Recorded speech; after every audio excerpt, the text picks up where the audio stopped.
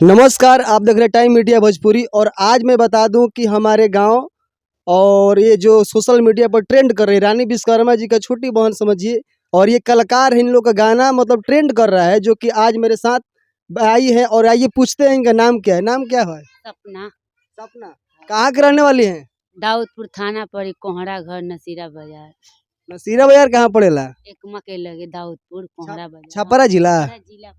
आइए हम गाना सुनते हैं। बहुत बढ़िया बढ़िया गाने ये लोग गाती हैं, ट्रेंड कर रही है सोशल मीडिया पर। तो गाने सुनाएंगे और आगे फिर बात करेंगे। ये गाना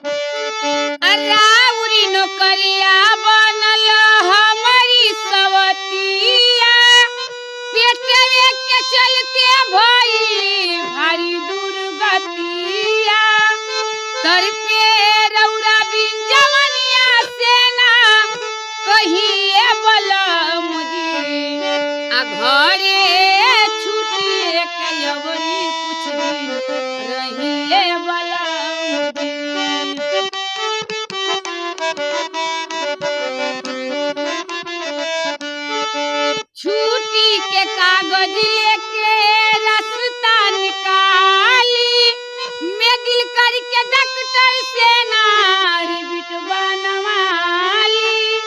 तर पे रउरा बिन जवनिया से ना कहिए बलम जी, आ घरे छुट्टी के अवरी कुछ दिन रहिए बलम जी।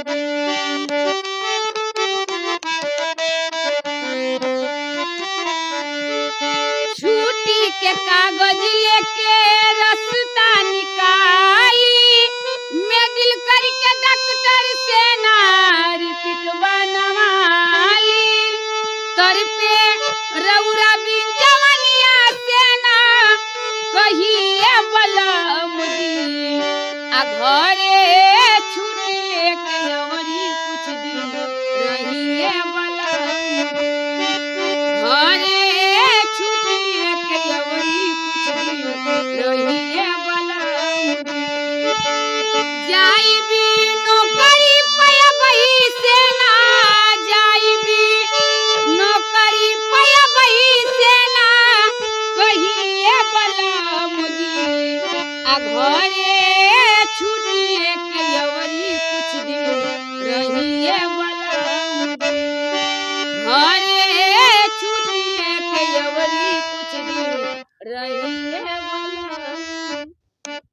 देखिए सपना जी हैं, जो कि इनका कलाकारी इतना बढ़िया है कि ये लोग मतलब गा बजा कर बढ़िया से पैसे कमा लेते हैं। आज खेसारी लाल जो हैं इतना बड़े लेवल पर और नाम किए हैं, वो भी एक छोटे से कलाकार थे जो कि अपने गांव में और छोटे छोटे प्रोग्राम में गाते थे। आज जीरो से हीरो हैं और कितना बड़े स्टारडम में पहुँचे हैं। तो सपना जी हैं और इन्हीं का एक नाम से विश्वकर्मा रानी जी हैं, जिनका गाने अभी बहुत ट्रेंड कर रहे हैं। आज उनके हर एक मतलब बहुत नाम हो गया है, इतना नाम हुआ है कि मत करिए, पैसा गाड़ी सब कुछ हो गया है। तो यही लोग कलाकार हैं और उन्हीं के गांव के रहने वाले हैं, जो कि इतना अच्छा गाते हैं।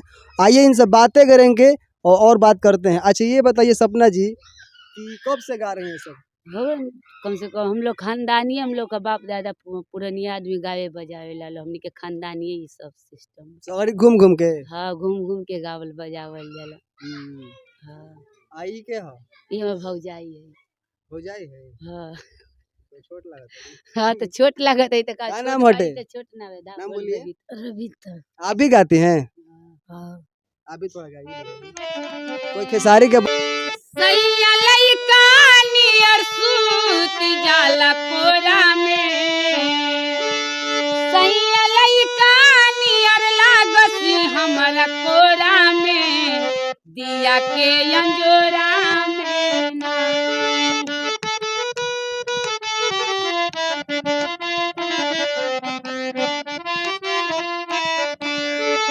हो से जिया पयावेले तो के ओढ़ेले ओढ़ना बिछवना अपना लात से बिटोरेले हो सेजिया पयावेले तो अचारा के ओढ़ेले ओढ़ना बिछवना अपना लात से बिटोरेले कि केतनो दूधावा पियाई भर कचोरा में केतनो दूधावा पियाई भर कचोरा में पिया के अंजोरा में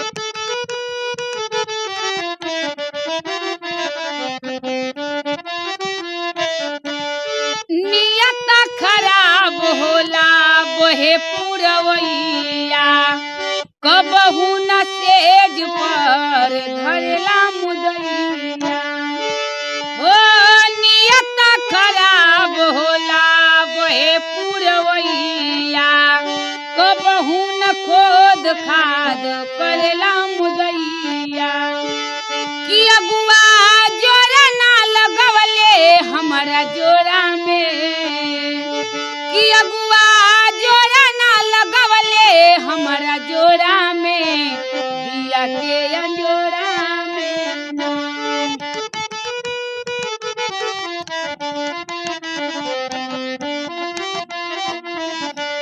नियत खराब होला बहे पुरवैया कबहू न खोद खाद करेला मुदैया कि कहियो हाथी ना लगावे लेटी कोढ़ा में कहियो हाथी ना लगावे लेटी कोढ़ा में दिया के अंजोरा में सैया लइका नियर लागसी हमारा कोढ़ा में दिया के अंजोरा में चढ़ली जवानी हमारे तरपत सेज पर रोज मुँह का छाती मारी अपना करेज पर कि अगुआ जोरा ना लगवले हमारा जोरा में कि अगुआ जोरा ना लगवले हमारा जोरा में दिया के अंजोरा में। बहुत बहुत धन्यवाद। देखिए ये सपना जी हैं जिनका कितना मतलब सुर में गा रही हैं। बहुत सारी गायिका हैं जो सीखती हैं, पढ़ती हैं, पढ़ी लिखी होती हैं, मगर ये लोग इतना अच्छी गाती हैं। ये लोग का मतलब भगवान का देन ही होता है कि इतना अच्छी गाती हैं ये। मिलने की तुम कोशिश करना वादा कभी न करना मिलने की तुम कोशिश करना वादा कभी न करना वादा तो टूट जाता है वादा तो टूट जाता है वादा तो टूट जाता है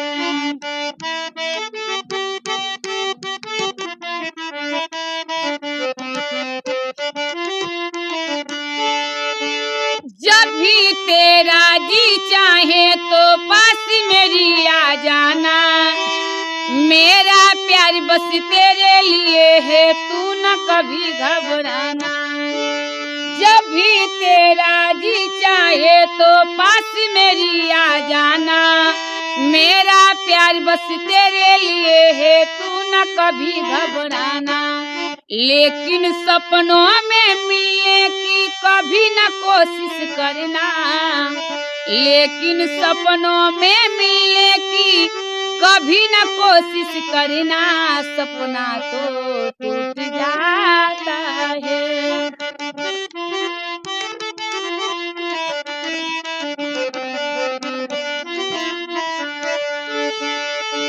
होती है बेदर्द बहुत इस दुनिया की रस्में जीना मुश्किल कर देती है प्यार वफा की कसमें होती है बेदर्द बहुत इस दुनिया की रस्में जीना मुश्किल कर देती है प्यार वफा की कसमें शीशे जैसे अरमाले कर राहों से ना गुजरना शीशे जैसे अरमाले कर राहों से ना गुजरना शीशा तो फूट वादा तो टूट जाता है, वादा तो टूट जाता है।